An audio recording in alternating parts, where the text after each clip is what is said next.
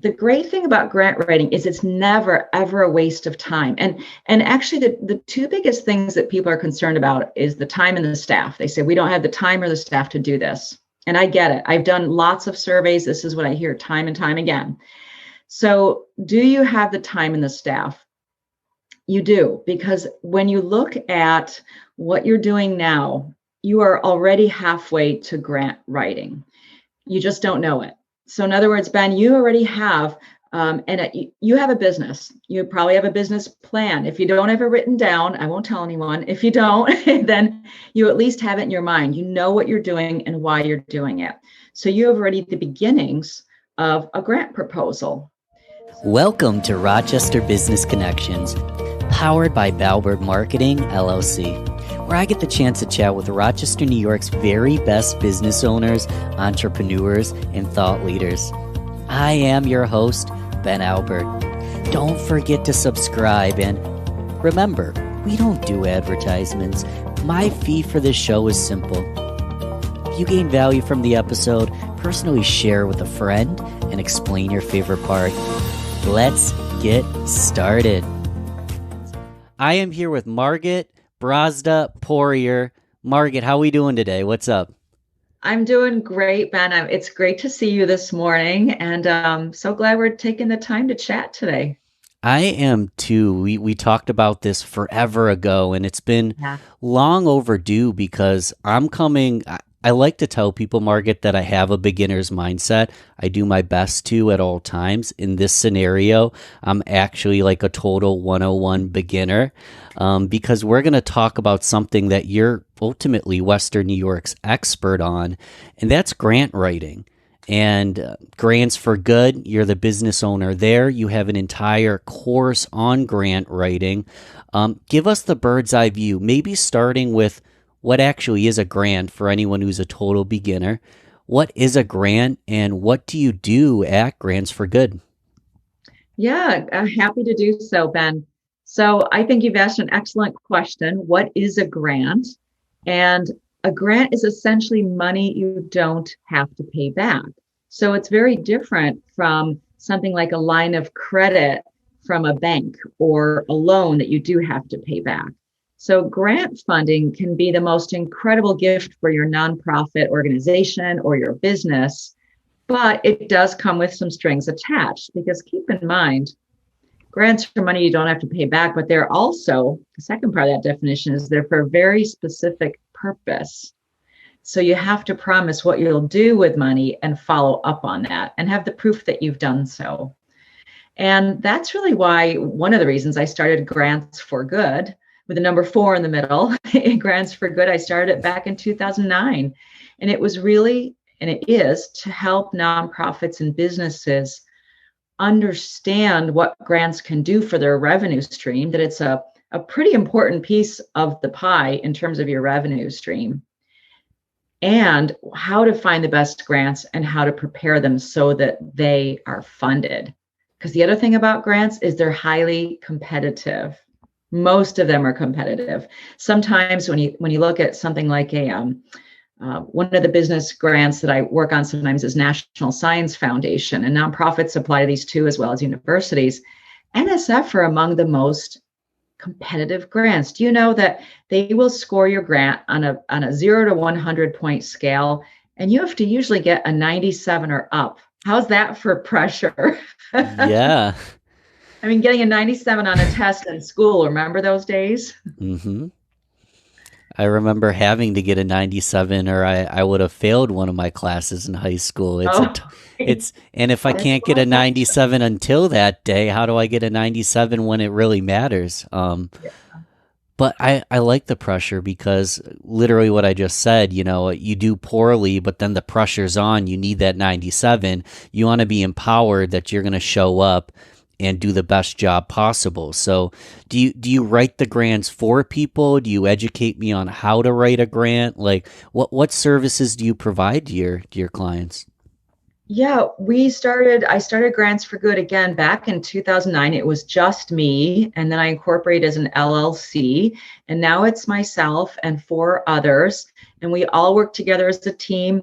The essential things that Grants for Good does for nonprofits and businesses is, first and foremost, we want to work with organizations to understand how grants are going to fit into their revenue stream and help them develop a grant strategy. That you got to start there. That's the first thing. Is we want this to help your organization grow or be sustained in the future, into the future. The second thing we do is we help people find the best funders out there, because so many of my clients come to me and they say, Margit, we don't even know where to begin. There's hundreds of grants out there that might be good for us, but we don't know where to start. And Ben, did you know there are 87,000 foundations in the United States alone? 87,000. So if anyone says there's no money out there, it is simply not true. There are 87,000 foundations, and there are thousands of federal and state grant opportunities. So we help narrow down from those hundreds of thousands of opportunities, focus down into the specific ones that cover your nonprofit or business for your geographic location and for your area of work. And that's the second thing we do. And the third thing is, yes, we do write grant proposals. That's definitely the most resource intensive. But when we work with clients on retainer, we like to get 2 or 3 grant proposals out per month, so that as you continue to get those grant proposals out the door, you start to continue to get money in the door. Because let me tell you, it can, if Ben, if you and I sit down together and we say, I think we're going to start a foundation and we're going to honor Aunt Matilda, who is a wonderful track star, and we're going to only give grants to high school students who want a scholarship in track for college. It could be that specific. And then when we get those grant proposals, it might take us 3 months to make a decision. So as someone applying for grants, you have to look pretty far down the road, 3 to 6 months before you're ever going to hear back from a funder. Now, the last thing we do, and this is something that we've been doing for years, but it's really exciting because we rolled out a brand new course last year. Yeah. And it's called All About Grant Writing. So can you guess what it's about? It's all about grant writing. Right. And it's essentially my 20 some years of experience rolled into an 8-module course that is self-paced. You do it on your own. When you buy the course, you download everything, the 8 modules, all of the bonus materials, the handouts, and then you can Netflix binge it, or you can take a year or more to do it. It doesn't matter. It's at your own pace. So that's been a lot of fun. It always excites me. I mean, 20 years of expertise and experience all in a self-guided module where I could, in theory, learn this in 48 hours and skip the 20 years of making mistakes, learning, regulation changes, the whole shabam. I'm wondering, because you kind of mentioned how fine-tuned some of these grants are and how specific they are. Is there legitimately a grant out there for everyone? And I want to preface that the way I look at things is, even if the grant's not there for me, if it's there for my employer or a friend of mine, I'm always keeping my ears and eyes open because I want to help the people around me. So I'm wondering, should anyone turn this off? There's not a grant there for them, or is there a grant there for pretty much every person, whether they're a solopreneur, part of a corporation, or an athlete? How wide of a option, how wide of a variety is there? Well, it is really wide. I would love to say, yes, there's a grant out there for everything and everyone. That's probably not true. But the clients I've worked with, we have always found grant opportunities and written the proposals and received the grants. So there's always a return on the investment. So here's what grants typically cover, just to kind of set the stage so that you learn this, Ben, and you can share the love here. Grants will pay for, and people often say, well, what will they pay for? Will they pay for equipment? Will they pay for staffing, for rent? Yes, they'll pay for all of those things. In fact, they'll pay for you to hire new staff. They'll pay for you to pay your staff that are already currently working with or for you, which is very eye-opening for a lot of people. They'll pay for your rent, your insurance, your utilities. Perhaps you are looking at a capital project of building a brand new theater, office space, manufacturing plant. They will pay for that. They'll pay for equipment for that manufacturing plant. Now, here's the caveat. Remember, I said how many thousands of grant opportunities are out there? You have to research them carefully, and that's one of the things we do. But I can teach you in the course how to research those carefully to find out which ones will cover your capital cost versus which ones will focus on your staffing. Sometimes they'll do both, but it's very critical in the research to know the right funder that you're going for so that they cover the very thing you need. So it's funny because the very first thing we do in the course in allaboutgrantwriting.com is our first module is all about planning your project, picking out a particular item or need. Maybe it's expanding a bakery and you need some equipment to make massive amounts of frosting. You need mixers, industrial size mixers. You can get those with grants. In fact, this is a true story. I have done that very thing. So the first thing we do in the course is help you plan out what it is you need. And that requires several steps, because only then can you start searching for the right funders and preparing the grant proposals according to those specifications. Perfect. I noticed on the website, Margit, how you mentioned grant writing is both an art and a science, but it's not a mystery. And obviously through this course and your education, you're kind of unveiling what is a mystery to some. I'm seeing a lot of the tactical science end of things, like knowing what to look up, how to do research, knowing if it's a good fit for you. Where does the artistry come into play? Is this like do I have to get creative with my writing? Is it like going into a job interview where I'm writing a cover letter? Tell me a little bit about that balance between the science and the tactical versus the art involved with grant writing. That's a great question. I've actually never been asked that, Ben, and I've been in so many interviews. So I'm glad you asked it and you picked up on that. Yes. Yeah, the science part is definitely my background. My master's is in science. I kind of got into grant writing by accident, different story. But the science aspect is a very structured approach that has proven outcomes. The art kind of aspect is pretty much what you just said, in that you're not writing the great American novel, but you are telling a story in a way that is compelling enough to grab the interest of the reader, which is the review panel of whichever foundation or government grant you're applying to.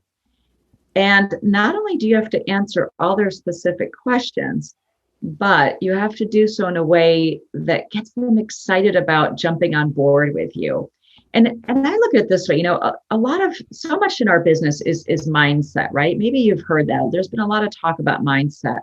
Well, it's so true in my field, because when you apply for grants, you're just not going to get every single one. Remember, I said how competitive they are. So you're not going to get them all, but that's all right. You're going to develop one or two really phenomenal project template grant applications. You're going to develop one great application to expand your bakery, another one to hire staff.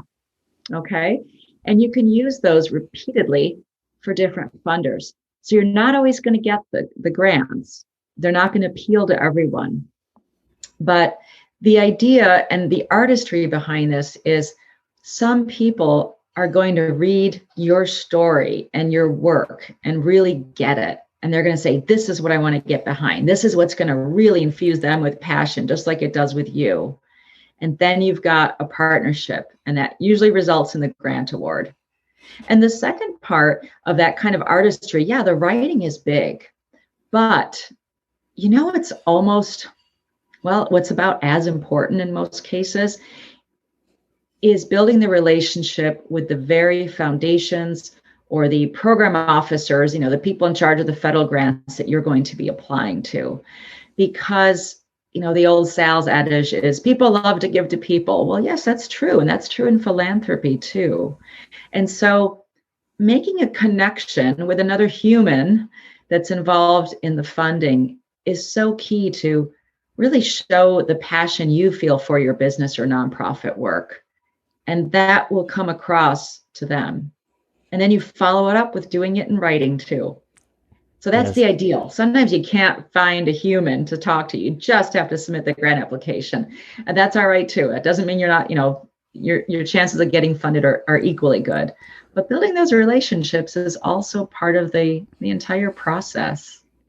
Yeah, building the relationships. Well, I'm thinking about this. I'm like, the grant isn't just an AI going through scanning what you wrote or looking at the numbers. It's a human. And if you can connect to Yeah. them and their purpose, the reason that they even want to give the grant, um, is there a way, like, can it get political? I mean, be honest if it can, but I'm wondering, like, is there a way for me to hack my way into the process, like get in the door with the right person because I took them out to lunch, or am I reaching out to random people that I'll never meet, or is there a way to kind of infuse myself in the culture of the people writing these grants and kind of build a relationship network where they want to give me the grant? I'm not just words on a paper. Am I overthinking it, or is that something that you can do? It's absolutely something you can do. And for any of your listeners and watchers that are in the field of sales or in the field of fundraising, you know how important it is to build a network and get to know people in your community that are going to be running in the same circles as where your work is focused.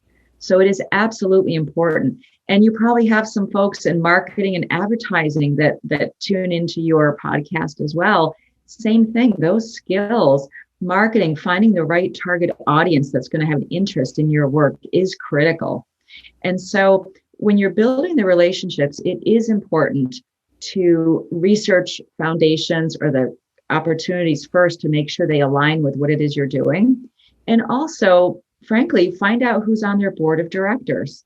And perhaps somebody on your business or nonprofit board of directors knows somebody who is on the board of directors of that foundation. And right away, there's a possible introduction and connection. And hey, Ben, you mentioned lunch. If you want to take people out to lunch, go for it. That's an option too. Sometimes I find people are strapped so much for time that, a video call or a phone call is actually quicker Yes. and more efficient, more likely to happen. But nothing wrong with, getting together with folks and inviting them to tour to see your place of work in action.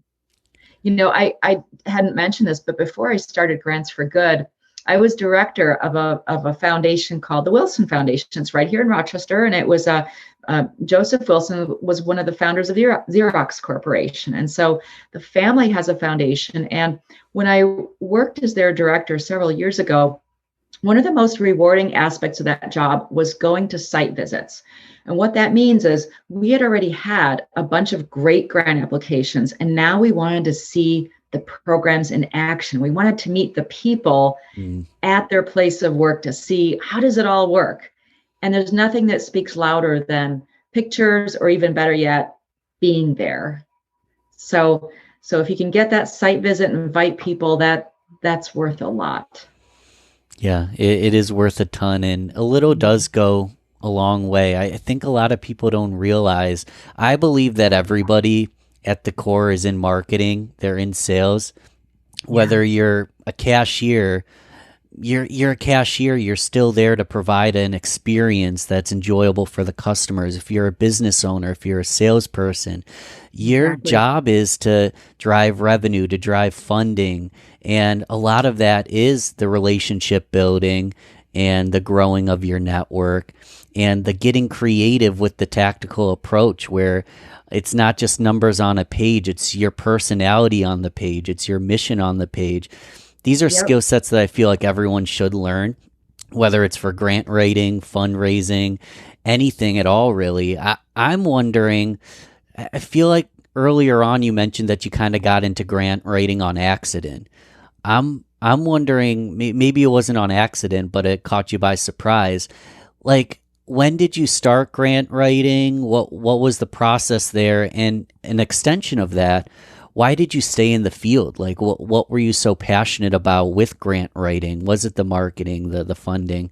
Where did you get your start, and what kept you there? What kept you in the industry? Well, I like to tell just the brief story of what got me into grant writing. And the reason I like to tell it is because most of the people I speak with, most of the people that are joining us here today are not they would not call themselves grant writers, right? Because it's No. pretty specific. They would not call themselves that. But I like to tell the story because the bottom line is that anyone can do it with the right training, with some practice. So I've mentored a few people in the field and they're doing it now, which is fantastic. And then I've taught people who work for nonprofits or businesses that maybe just want to write a couple grant applications and they've done it. Great. The way I got started is I graduated with a master's in environmental science and natural resource management. I got a job right away, right after graduation, Yeah. working here at Monroe County for the planning department and the health department. And I was working very specifically on water quality protection issues for Lake Ontario, the Genesee River, the whole watershed. I was in charge of a lot of education projects. I loved it. But what I found was that when there are budget cuts, you don't get to do the very things you're passionate about. So here I was, this, a bright-eyed grad student, all done with school, thinking, okay, let's save the world, clean up the environment, right? And there's no money to do it. So that's where grant writing came in. Is myself, some of my colleagues said, well, let's start finding some of these opportunities. And lo and behold, the very first grant I wrote came through. And it was a sizable grant from a regional organization that helped fund a pretty major effort in the Great Lakes. And so Yes. that was encouraging, right? You get a little Yeah. success like that and you kind of get hooked. You're like, wow, there's a lot that you can do with this. And so I became self-taught. I went to, my employer was great, sent me to workshops to learn more. Now, back then in the early 90s, there weren't the webinars and the online training courses like there are now. So I had to learn a lot on my own. And my All About Grant Writing course saves you a lot of bumps in the road that took me 20 years to get through. But Yes. that's what really got me into it. And then what ended up happening is it just mushroomed. Every job I had, every position I was in, I looked at it from a standpoint of, oh, do we need more money? Well, let's get some more then. And employers like that, believe me. So we would get more money for the very things we wanted to do. And I never looked at it as money per se, but rather support to make things happen that really need to happen.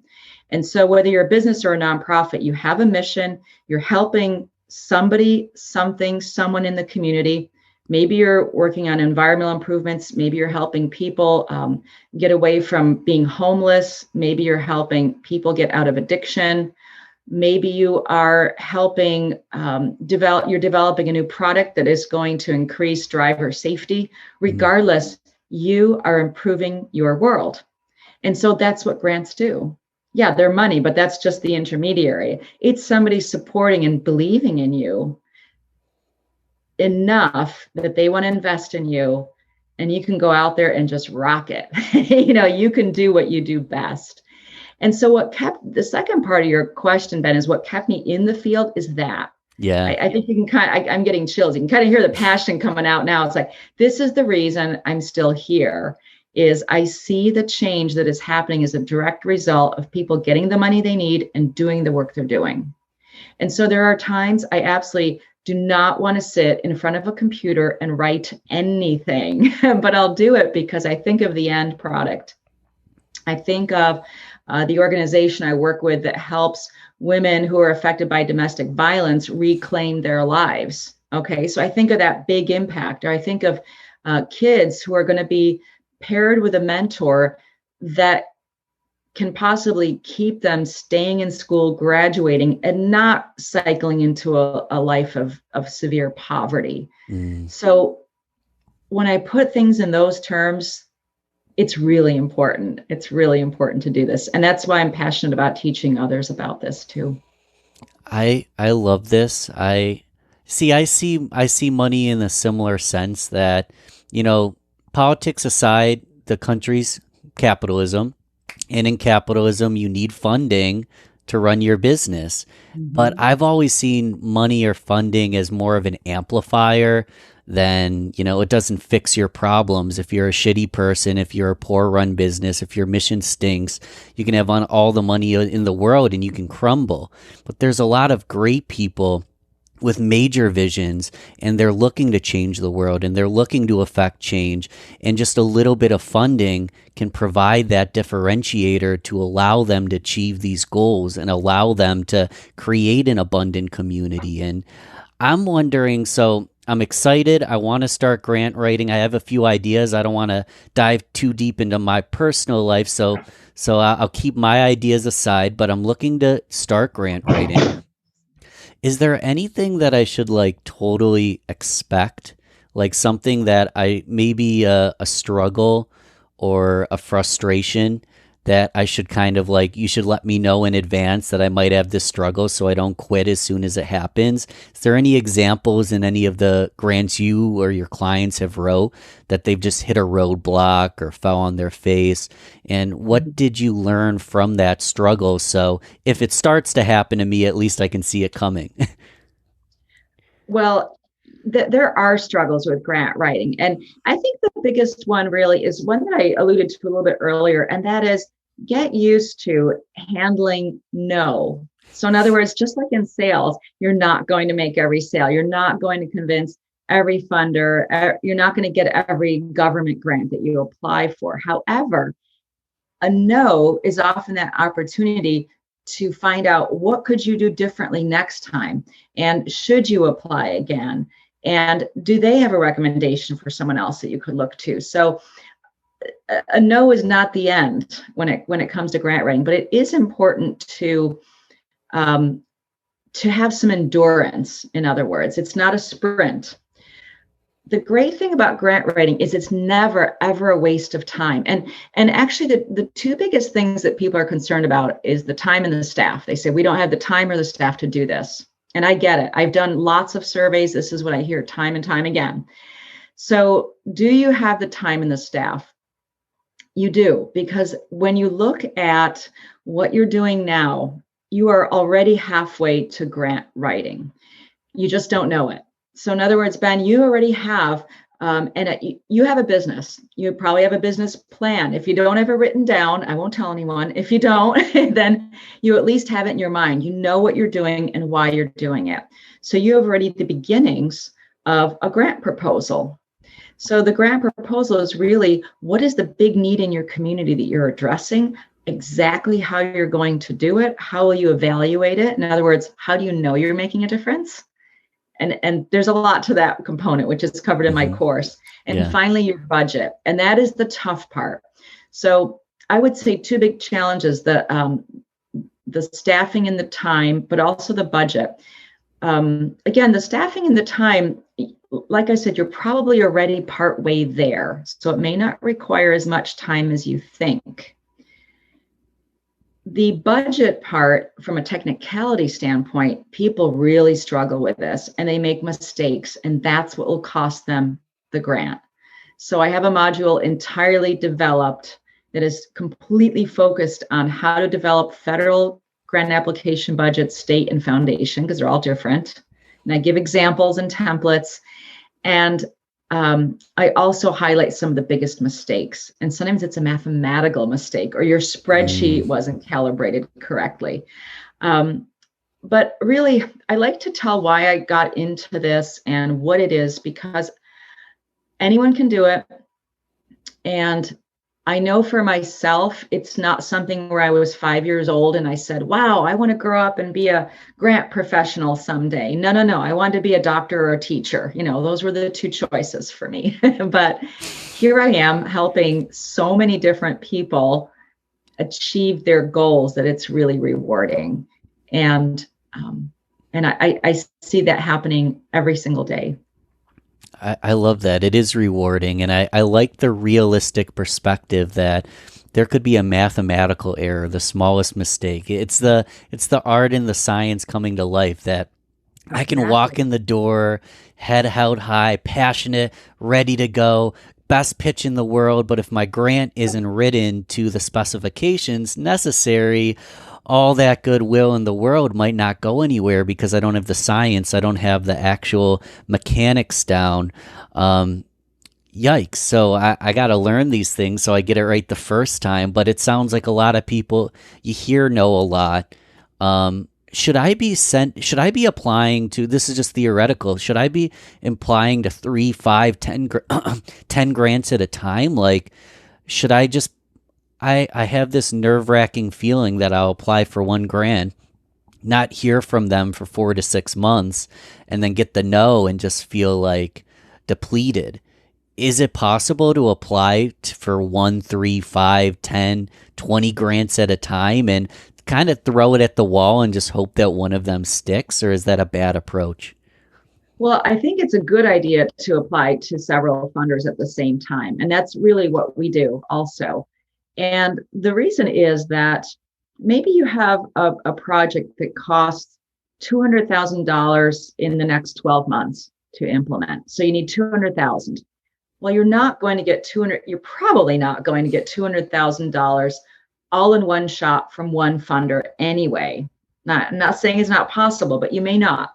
So you might have to apply to a particular state grant opportunity where you can ask for up to $50,000. Well, go ahead, ask for that max.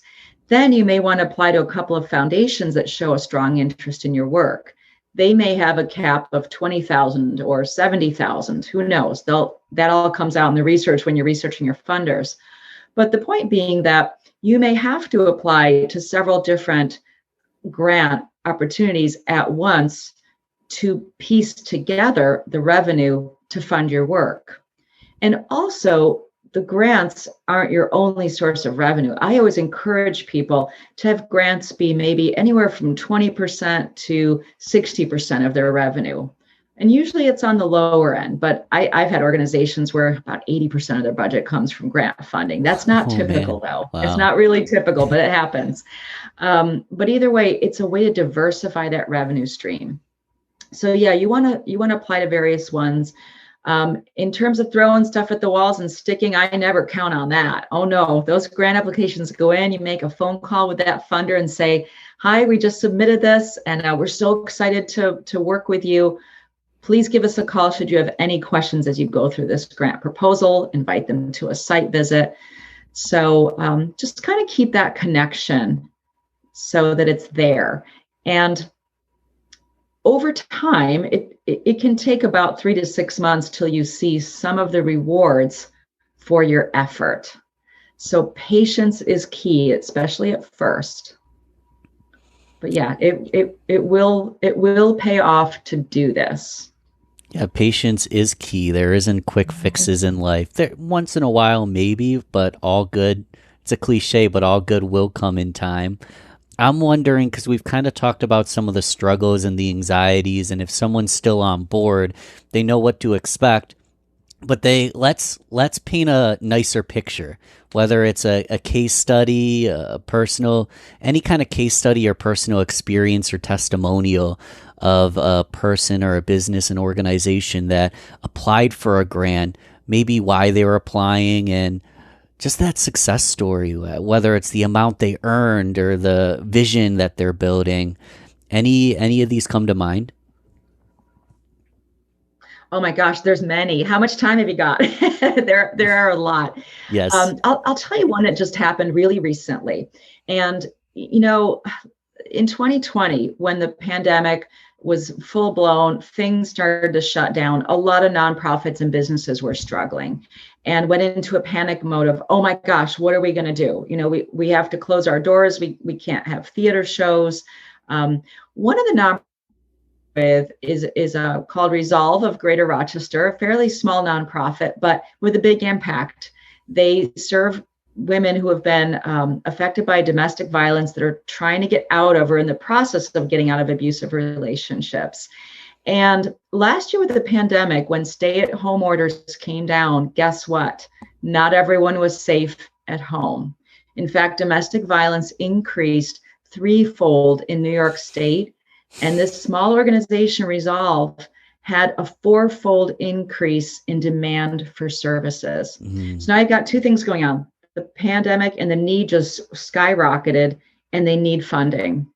Well, guess what? We told that story in this very way. We put out all the grant applications we needed to, and they got, I want to say 5 times the amount of funding as the year prior. So we literally raised hundreds of thousands of dollars. We got those in grants last year, and that continued into 2021. So you can get the money you need. It will be there. If your need increases, as is shown in this case study, the grants are there for you. That's how you want to tell the story. And who can't get behind that? And I have many more stories like that. I like to say there is a light at the end of the tunnel, even though it doesn't feel like it every day with this pandemic. But we're kind of in the tunnel still. There's a light in the tunnel. There are grant opportunities right now that weren't even around 2 years ago. And so when I tell people about grants, I say, this is the year to apply. Just learn it now. Don't wait, because there's so much funding out there. And a lot of it falls under two kind of buckets. One is relief from the pandemic. Where have you lost revenue and how can we help? And the second one is this global, definitely in this country, realization of inequity, in particular racial inequity. And there's a lot of funding out there to build a more equitable society for everybody. So and most organizations have a lot of room to grow when it comes to building equity. Yes. So there's two really big opportunities right there for grant opportunities. So there's just a lot of positives in this kind of work, and it's just fun to celebrate when you get that grant and you think, yay. I just had another quick story come from one of our arts organizations. And he was just developing marketing materials for his nonprofit. They have a very interesting dance troupe called Push Physical Theater. And Darren is wonderful. And he just shared with us, he said, thanks to you guys, thanks to Grants4Good, I am now printing my marketing materials for my September performance without all the anxiety. Usually he's trying to cut corners. This time he's got beautiful marketing materials. And he said, I'm even going to print on both sides. So yes. Thanks to grant funding, he can get the word out there that they're going to be doing live performances again this fall.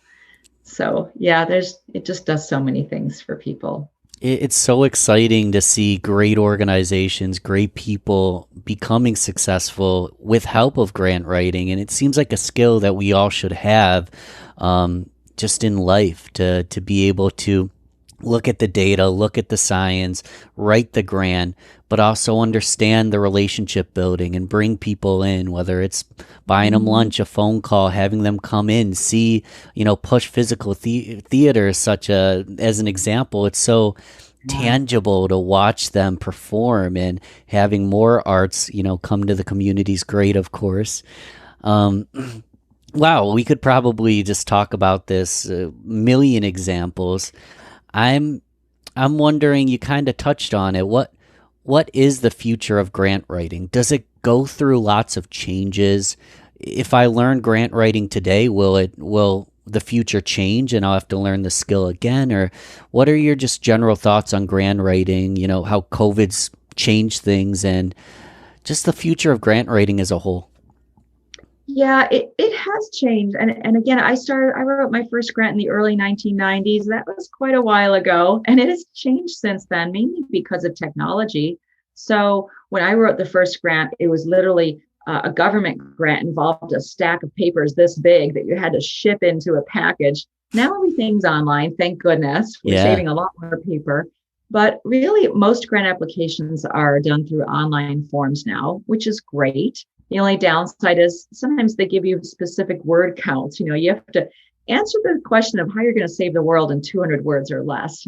I'm exaggerating, but oftentimes you're limited that way. That's okay. You have to be able to be concise. But really, the changes that I've seen have been for the better. So I am seeing much, much improvement in the decades I've been in this field, partly because funders are realizing that they need to fund staff. They need to fund overhead, which means things like your utilities, your insurance, your rent, things that businesses and nonprofits need money for.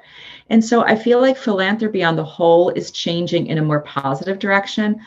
I also feel like the government grants are changing in that way too, especially right now. Because of the American Rescue Plan, there is a lot of money out there for various needs. And if there's an infrastructure plan that's on the books, so there's a lot of government changes, legislation that do affect federal and state grants, because a lot of times the federal money gets trickled down to the state level. And so it's a good idea to keep in tune with politics to some degree, not getting lost in the crazy stuff, but keep in touch with the legislation that's coming through.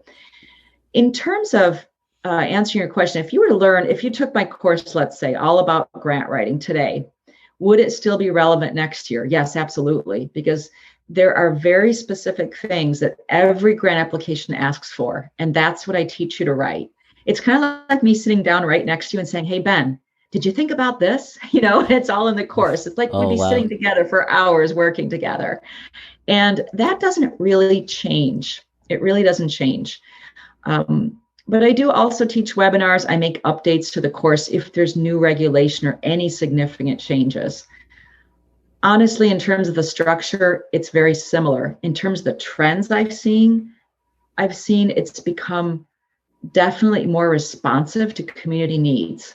I mean, like I said, last year, we witnessed so much racial inequity. And as a response, foundations and state and federal grants have met the cry for, look, we've got to change something. And there's often funding required for businesses and nonprofits to develop programs and to change. So it's really more of communities evolving in a very positive way. I think so. Communities evolving in a positive way. That's what I love to hear. I want to go rapid fire in a moment, but sure. People are excited. They want to learn. They understand. It's great to have someone hold your hand and walk you through the process. We don't have to do it alone. So how do they reach out to you? The course, the website, email, LinkedIn. What's the best way to reach out and learn more? Oh, it's easy. I think the first thing I would recommend right now is jump on my website, Grants4Good. So GRANTS, the number 4good.com. And I've got a free guide that's probably the best intro you can get in just a few pages. And it's 7 steps to grant success. So just download your free guide, check it out, and it'll give you a great overview. And then if you want to dive deeper, go to allaboutgrantwriting.com and check out what's included in the course. And it's a chance for us to work together too. I don't like it when I purchase an online course or product and there's nobody there once I buy it. So I love to interact with my customers. So once a month, we hold live Q&As. I like to check in on people, say, hey, how's it going? You only finished 1 module or did you do all 8? It doesn't matter. Tell me where you're at. How can I help? So that's part of the fun for me too, is seeing people's growth throughout.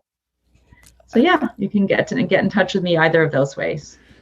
I love this. I eventually might go to the course. I definitely am going to get the free guide because, I mean, if you can talk about vision and passion in 200 characters or less, I'm sure that those 3 pages is going to be just a depth of information quickly. And again, your 20 plus years experience, I can save time and read a 3-page document that's going to educate me and empower me.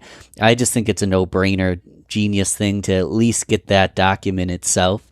Yeah, it's actually 10 pages, but check it out. Where did I get the number 3? I don't know where I got the number 3. Well, listen back. I think you might have said a few pages, and this I thought 3. There you go. A few 10, is 3. 10's an encyclopedia, though. Definitely download that. It's a quick read. It'll give you a nice basis for understanding what grants are and really the steps involved in how to obtain them. Yes, I love it. And again, in 10 pages or less, I don't have to read the encyclopedia on it. I've got like a digested guideline version. I love this. So the rapid fire round, it's very similar to Family Feud, where it's just quick, short answer. Most of these are either or questions, but it's also a little bit like Whose Line Is It Anyway, because the points don't matter. The points are I love it. completely subjective to your opinion. And we'll get started with coffee or tea. Espresso and coffee. Yes. And you can always fill in the blank because a lot of people like to fill in the blank for beer or wine. Both. Both are good, especially Favorite? after a big deadline has been met. Oh my gosh, yes, exactly. Exactly. Favorite season? Oh gosh, I like summer and winter. I'm extreme. I like the heat and I love the snow. What about weekend activity? You're done writing for the week. You're just gonna chill out and relax. Any guilty pleasures or non-guilty things that you ultimately love? Oh my gosh, in Rochester, we have this amazing collection of lakes, canals, rivers. So I like to spend time on the water as much as possible. And I do it with my stand-up paddleboard, or maybe I'll get my son and her husband in a tandem kayak. But we just love to be on the water. Yeah, Yes. so Well, much of it here. I want to slow down for this one. Any good reads? Like if you were to gift a book because it just changed your life and you want to change someone else's, any reads, fiction or nonfiction, that just stand out as incredible books, great reads? You know what? I'm a really avid reader. I read a lot of books. In fact, I'd probably get more sleep if I didn't read so much, but I love to read. Um, there's a great business book I read by Greg McKeown called Essentialism. Mm, Do you know that one, Greg McKeown? Essentialism is one that has made a big difference to me because what it essentially focuses on, as the name implies, is what is truly essential for you to do in your business and in your life, and what can be let go. And so I have reread that book quite a bit because it's about not saying yes to everything, but knowing that if you say yes to one thing, there might be something else you can't do, and acknowledging that. It's a great book, and I'm only capturing a little bit of it. So yeah, check that one out. oh my And God. then I the mean, other one I read please recently go. was called the Wave, and in search of rogues and giant waves. And that's because I've taken up surfing the last couple of years, which Yeah. I'll actually go to Lake Ontario just to look for waves. But this book is fantastic. And this one's written by Susan Casey. She's the editor of Oprah's magazine called The Wave. So yeah, check out some fun reading. The Wave. I love it. And I was going to That's just a good say, I one. was going to say, you could have said no. So thank you for doing this conversation, this interview. Thanks Sure. for educating my community on grants. I super appreciate it. I'm sure everyone else does as well. And in case they missed it, again, how do we reach out? What are the next steps? Yeah, the easiest way would be just go to my website, the number four, good.com, and you can email me directly from there, or you can download my free guide, 7 Steps to Grant Success. You can opt into my email list, and that's where you're going to hear about all of the upcoming, maybe 20, 30-minute trainings or free webinars that I'll be running. And that'll help you kind of get to the next step. And there's also a Facebook group called Get the Grant with Margit. So there's a whole bunch of ways to get involved. Send me a line, shoot me a quick email, and would love to chat. And Ben, it's been great catching up with you. I've been following your business Thank you. in the last year or so, and I'm so glad we got to connect because I know we were talking last, oh gosh, 6 months ago at least. And so I'm really glad we got this on our calendar, and I look forward to staying in touch with you too and all the folks you work with. Yeah, we'll be in touch. I'm so happy I met you. If I can introduce you to anybody, bring people your way. I want to see the community get the grants they deserve. Me And too. wow, so I came in a total beginner. I feel like I could teach at least the 101, but I You're still a came in star. I st I still came in not knowing much. Is there anything that, and of course, listeners, join the Facebook group, reach out, ask your question yourself if you still have one. But do you think there's any questions a listener might still have, or just anything you want to add to the conversation to wrap up that we maybe missed? Yeah, I think the final question and the one I get the most is how do I get started? It's just Yes. that how do I get started? And really, I'm just going to say again, the simplest thing is just download my free guide again on grants4good.com. And from there, start thinking about what kind of things in your business or organization could use some funding. Make a list. What are some things that need funding? What are some great programs that you could really get behind and kind of sell to funders? What are ones that you can speak to? So you can do those two things. It won't take you long to do it all. And again, I bet you anything, you are anywhere from a third to halfway there already. So you've got the time to do this, and it will pay off. So yeah, go for it. I'm excited. I'd love to see more people, having success and doing great things in our community. So thank you again for having me here today. Thank you for coming. It's been a pleasure, and we'll talk very, very soon. That sounds great. Take care, Ben. Thanks for listening to Rochester Business Connections. Don't forget to share this, rate, and comment on your favorite platform.